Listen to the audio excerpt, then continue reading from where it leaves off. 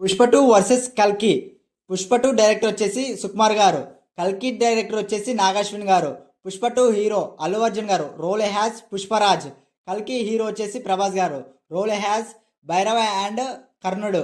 Pushpa two movie budget వచ్చేసి 500 కోట్లు, కల్కి బడ్జెట్ వచ్చేసి 600 కోట్లు.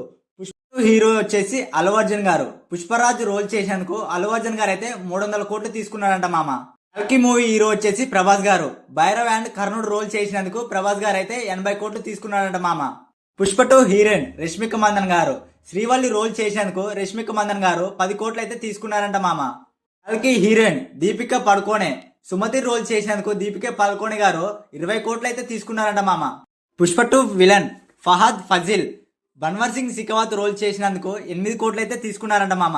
కల్కి విలన్ కమల్ హాసన్ గారు రోల్ చేసినందుకు కమల్ హాసన్ గారు అయితే 20 కోట్లు తీసుకున్నారంట మామ. అమితాబ్ బచ్చన్ గారు అశ్వథామ రోల్ చేసినందుకు 20 కోట్లు అయితే తీసుకున్నారంట మామ.